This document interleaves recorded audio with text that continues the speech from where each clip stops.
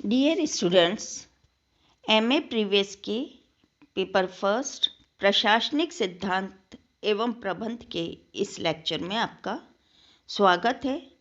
हम principles of organisation का अध्ययन कर रहे थे, जिसके अंतर्गत हम आज संचार अर्थात कम्युनिकेशन का अध्ययन करेंगे। संचार अथवा संप्रेषण की उचित व्यवस्थाओं के अभाव में कोई भी संगठन कार्य नहीं कर सकता है, और यदि संगठन अपने अत्यधिक विस्तृत हो तब तो ये और भी अनिवार्य हो जाता है कि उसके संचालन अथवा नियंत्रण के स्तर पर कार्य की प्रगति से संबंधित पर्याप्त सूचनाएं निश्चित समय पर मिलती रहें। संचार व्यवस्था को प्रशासन का प्रथम सिद्धांत माना जाता है। एक विचारक हुए मिलेट, उन्होंने इसे प्रशासकीय संगठन की रक्तधारा, वहीं पिफना ने संचार को प्रबंध का हृदय कहा है। संगठन में आंतरिक सहयोग और समन्वय का समायोजन की प्राप्ति के लिए संप्रेषण व्यवस्था का होना अत्यंत आवश्यक है। प्रभावशाली जो संप्रेषण व्यवस्था है, उसके बिना कोई भी संगठन या अभिकरण के उद्देश्यों की सफलता जो है संदिग्ध रहती है। हम कह सकते हैं संप्रेषण व्यवस्था से तात्पर्य प्रशासन के विभिन्न स्तरों के बीच संपर्क और प्रशासन तथा जनता के बीच संपर्क, यानी कि यह मानने योग्य बात है कि यदि सरकारी कर्मचारी सरकार की नीतियों, कार्यक्रमों और उद्देश्यों से भली भांति परिचित होंगे तो वो न केवल अपने कार्यों की सार्थकता से अधिक समझ सकेंगे, बल्कि कार्य का संपादन भी अधिक निष्ठा के साथ करेंगे। इसके अतिरिक्त यदि अधिकारियों को कर्मचारियों का विश्वास प्राप्त होगा तो वे उनके सहयोग के बल पर अपने कर्तव्यों का निर्वहन अच्छे ढंग से कर सकेंगे। वर्तमान समय में लोकतांत्रिक युग में प्रशासन और जनता के बीच संपर्क रहना भी अत्यंत आवश्यक है। यदि प्रशासन जनता से अलग अलग रहता है तो लोकतांत्रिक व्यवस्थाओं में सरकारी विभागों में सूचना, प्रचार एवं जनसंपर्क अधिकारियों की नियुक्ति की जाती है। और ये देखने में आता है कि आजकल लगभग सभी सरकारों ने सूचना, प्रकाशन और लोक संपर्क विभाग स्थापित कर लिए हैं। प्रबंध संबंधी साहित्य संप्रेषण विषयक लेखों से परिपूर्ण है, लेकिन वास्तव में आज का युग संप्रेषण या संचार व्यवस्था का युग है।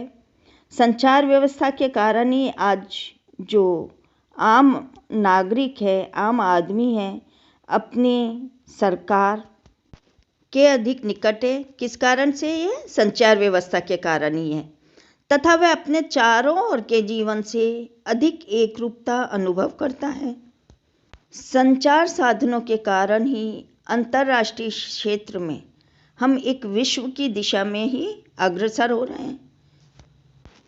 संचार को आज अत्यधिक महत्व प्राप्त हो चुका है और संचार कौशल के विकास के लिए विशिष्ट सभाओं, कार्यशालाओं तथा विभिन्न प्रशिक्षण कार्यक्रमों का आयोजन किया जाता है। संचार संदेशों के विनिमय एवं पारस्परिक समझ के निर्माण की प्रक्रिया है।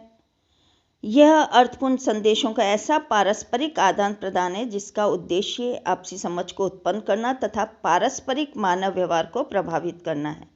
अतः संचार क्या है? संचार मानवीय संबंधों का अभिन्न और महत्वपूर्ण अंग है। यदि किसी संगठन के लोग एक दूसरे की भावना को जान समझ लें तो वास्तव में उत्पादन बढ़ाने में मदद मिलेगी। संचार क्या है? संचार प्रक्रिया संगठन को बांधे रखती है, क्योंकि इससे संगठन की गतिविधियों और लक्ष्य प्राप्ति के बारे में महत्वपूर्ण जानकारी का प्रचार प्रसार होता है। संचार शब्द में विचारों का आदान प्रदान, विचारों की साझेदारी तथा भाग लेने की भावना सम्मिलित है। थियो हेमन एक विचारक हुए। उनके अनुसार संचार एक व्यक्ति से दूसरे व्यक्ति को सूचनाएं एवं समझ हस्तांतरित करने की प्रक्रिया है। वहीं न्यूमैन के अनुसार संचार दो या दो से अधिक व्यक्तियों के तथ्यों, विचारों, सम्मतियों अथवा भावनाओं का पारस्परिक आदान प्रदान है। अतः संचार या संप्रेषण या संदेशवहन या कम्युनिकेशन एक सतत प्रक्रिया है जिसमें दो या अधिक व्यक्तियों अथवा अपने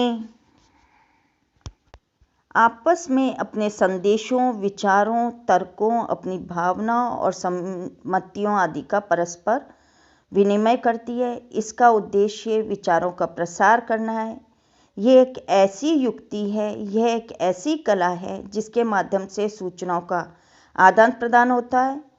इसके लिए शब्दों, पत्रों, चिन्हों तथा अन्य उपलब्ध साधनों का प्रयोग किया जा सकता है। प्रशासन में संचार के महत्व को जाने तो प्रशासन द्विमार्गीय यातायात के समान है और प्रभावी संचार की आवश्यकता इसमें अनुभव करता है। प्रभावी संचार के अभाव में प्रबंध की कल्पना तक नहीं कर सकते हैं। प्रबंधकीय कार्यों की सफलता कुशल संचार पर ही निर्भर करती है। अच्छा संचार प्रबंध के एकीकृत दृष्टिकोण हेतु बहुत ही महत्वपूर्ण है।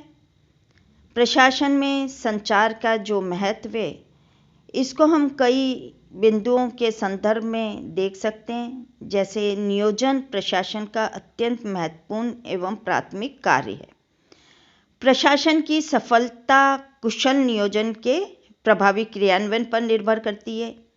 वहीं संचार योजना के निर्माण एवं उसके क्रियान्वयन दोनों के लिए ही अनिवार्य है, जरूरी है।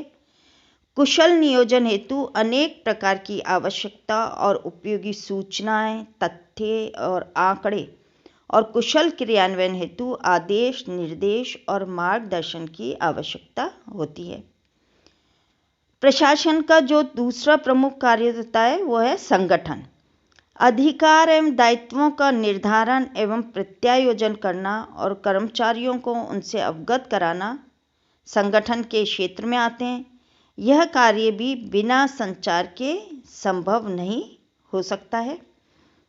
प्रबंधकों को द्वारा कर्मचारियों को अभिप्रेरित किया जाता है, इसके लिए भी संचार की आवश्यकता पड़ती है। समन्वय एक समूह द्वारा किए जाने वाले प्रयासों को एक निश्चित दिशा प्रदान करने हेतु आवश्यक होता है। अच्छा संचार जो है समन्वय में सहायक होता है। बर्नार्ड के शब्दों में भी कि संचार वह साधन है जिसके द्वारा किसी संगठन में व्यक्तियों को एक समान उद्देश्य की प्राप्ति हेतु परस्पर संयोजित किया जा सकता है। एक और जो संचार के महत्व का बिंदु है कि नियंत्रण द्वारा प्रबंधक ये जानने का प्रयास करता है कि कार्य पूर्व निश्चित योजना अनुसार हो रहा है अथवा नहीं हो रहा है, और इसके अतिरिक्त भी यदि कोई त्रुटियां और विचलन हैं उनको पता करके, ज्ञात करके यथाशीघ्र उसको ठीक करके उसकी पुनरावृत्ति को रोकने का प्रयास किया जाता है। यह सभी कार्य बिना कुशल संचार प्रणाली के असंभव हैं। सही निर्णय लेने हेतु प्रबंधकों को सही समय पर सही एवं पर्याप्त सूचनाएं, तथ्य एवं आंकड़ों का ज्ञान प्राप्त करना भी अनिवार्य होता है। यह कार्य बिना प्रभावी संचार प्रणाली के संभव नहीं होता है। प्रभावी सेवाएं उपलब्ध कराने की जो ज़रूरत है वो स्टाफ के सदस्यों के बीच विचारों का मुक्त आदान प्रदान बना रहे। किसी संगठन की प्रभावशीलता इसी बात पर निर्भर होती है कि वहाँ के कर्मचारी आपस में विचारों का कितना आदान प्रदान करते हैं और एक दूसरे की बात को कितनी समझते हैं। समस्त विवेकशील प्रबंधकों का लक्ष्य क्या है? इनका लक्ष्य होता है कि अधिकतम, श्रेष्ठतम व सस्ता उत्पादन करना होता है, अर्थात न्यूनतम व्यय पर अधिकतम उत्पादन करना।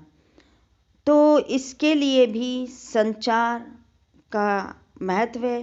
संगठन का कोई भी स्वरूप हो, विभागीय अथवा क्रियात्मक, आजकल सूचनाएं व आदेश विभिन्न कर्मचारियों द्वारा होकर विभिन्न श्रमिकों तक पहुंचती हैं।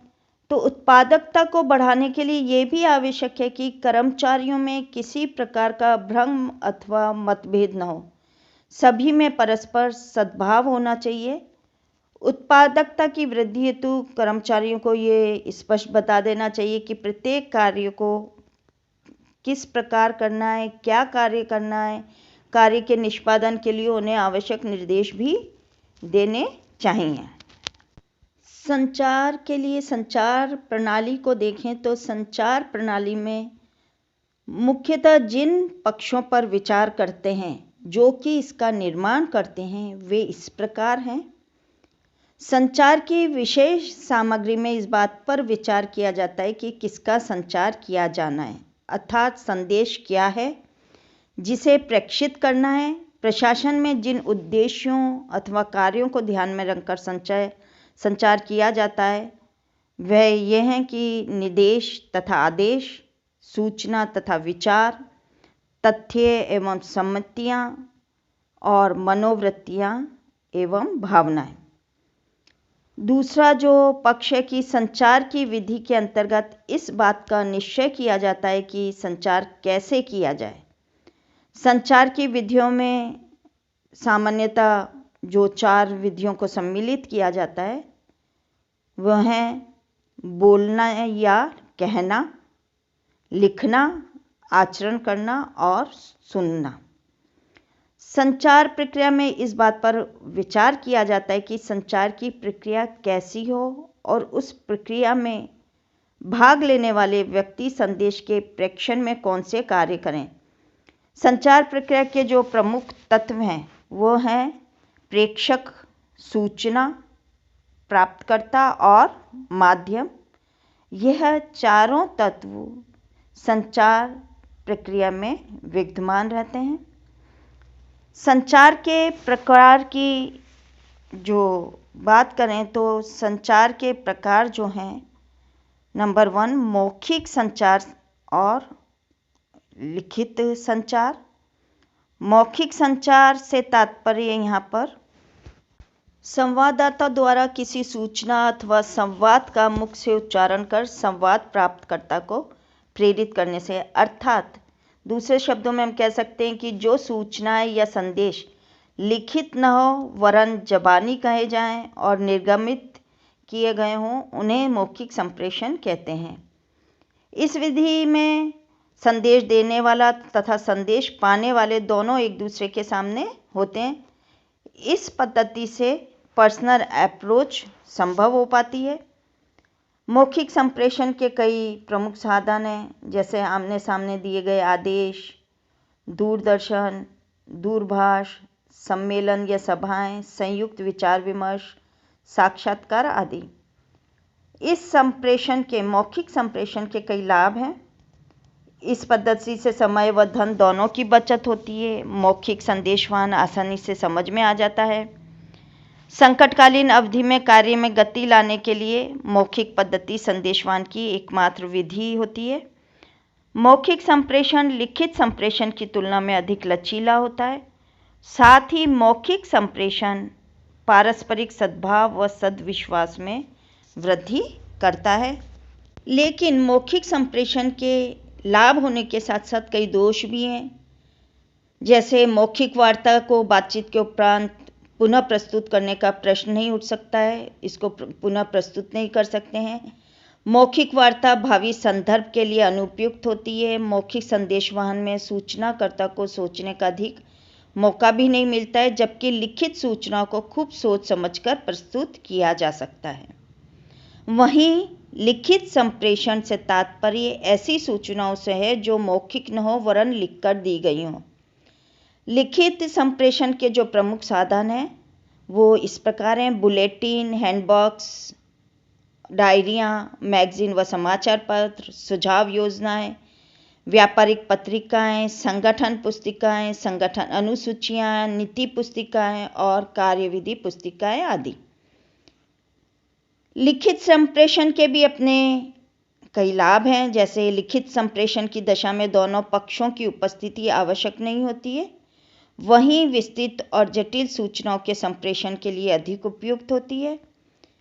जब दोनों पक्षों के बीच अच्छे संबंधों का अभाव हो अथवा परस्पर अविश्वास हो तो लिखित संप्रेषण ही एकमात्र ऐसा साधन रह जाता है और संभव है कि प्रभावी संप्रेषण से परस्पर विश्वास का सृजन भी हो जाए।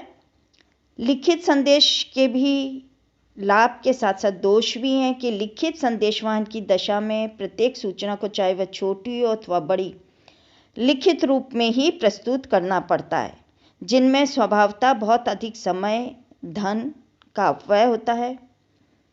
प्रत्येक छोटी बड़ी बात को हमेशा लिखित रूप में प्रस्तुत करना संभव भी नहीं होता है।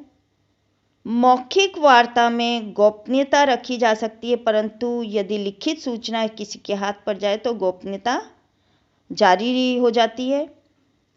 लिखित सूचना का एक दोष ये भी है कि इससे लाल फीताशाही को बढ़ावा मिलता है। जो सूचनाएं लिखकर दी जाती हैं उसके लिए अनेक औपचारिकताओं का पालन भी करना पड़ता है। इन औपचारिकताओं में अधिक समय लगना स्वाभाविक है और साथ ही अशिक्षित व्यक्तियों के लिए लिखित संप्रेषण में कोई अर्थ नहीं रखता है। औपचारिक एवं अनौपचारिक संचार को जाने तो औपचारिक संदेशवहन के निर्माण व प्रेषण में अनेक औपचारिक संवाद जो हैं अधिकांशतः लिखित होते हैं। उदाहरण के लिए हम कह सकते हैं कि कोई उच्चाधिकारी अपने नीचे रहने वाले या अपने अधीनस्थ अधिकारियों और कर्मचारियों को निर्देश देने की स्थिति में होता है। अनौपचारिक संदेशवहनों में किसी प्रकार की औपचारिकता नहीं बरती जाती है। ऐसे संदेशवहन मुख्यतः पक्षकारों के जो हैं पक्षकार होते हैं उनके बीच जो अनौपचारिक संबंधों पर ही निर्भर करते हैं। ये किसी भी संगठन में नीचे की ओर, ऊपर की ओर तथा समस्तरीय संदेशवहन होते हैं। वरिष्ठ अधिकारियों से अधीनस्थ कर्मचारियों तक निर्देश जो पहुंचाने की प्रक्रिया है उसको अधोगामी अथवा नीचे की ओर संचार कहते हैं। इसका मुख्य जो उद्देश्य होता है, जो लक्ष्य होता है, पर्पस होता है कि कर्मचारियों को ये जानकारी देना है कि क्या किया जाना है और कौन इस काम को किस प्रकार पूरा करेगा। इस सूचना से संचालन लक्ष्य जो है स्पष्ट करने, निर्देशन की भावना विकसित करने और अधीनस्थ कर्मचारियों को आवश्यक आंकड़े और संगठन संबंधी जानकारी उपलब्ध कराने में सहायता मिलती है।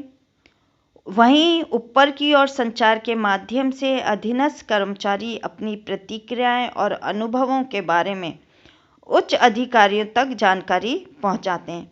इस संचार का सबसे बड़ा लाभ ये होता है कि ये एक ऐसी कड़ी बन जाती है जिससे प्रबंधकों को कर्मचारियों की शिकायतों या कम उत्पादकता के कारणों का सही वक्त पर पता चल जाता है और ये गंभीर रूप नहीं ले पाते हैं। लेकिन कई संगठनों में ये भी देखने में आता है कि इस प्रकार के संचार को कम इम्पोर्टेंस दी जाती है। समस्तरीय संचार संगठन में एक ही स्तर के कर्मचारियों या अधिकारियों के बीच होता है। इसका प्रतिपादन जो है आधुनिक प्रबंध सिद्धांत के जनक जो रहे हेनरी फ्योल, उन्होंने किया था। फ्योल का मत था कि समान स्तर के अधिकारियों या कर्मचारियों को विचारों का सीधे आदान प्रदान करने देना चाहिए। इसके लिए वे अपने सुपरवाइजर से अनुमति लें और बाद में उन्हें बताएं भी कि आपस में क्या सहमति हुई, क्या बात हुई, क्या संचार हुआ। इस तरीके से संगठन के प्रति निष्ठा बनी रहेगी। संचार प्रक्रिया के 4 भाग हैं, 4 प्रमुख। ये 4 अंग संवाददाता, संवाद माध्यम, संवाद प्राप्त करता है के साथ साथ 5वां अंग सबसे महत्वपूर्ण अंग प्रतिक्रिया है। इस प्रकार संचार प्रक्रिया के प्रमुख अंग जो हैं 5 हैं। इस प्रकार संचार प्रक्रिया के प्रमुख 5 अंग में संवाददाता सबसे पहले संचार प्रक्रिया में आता है।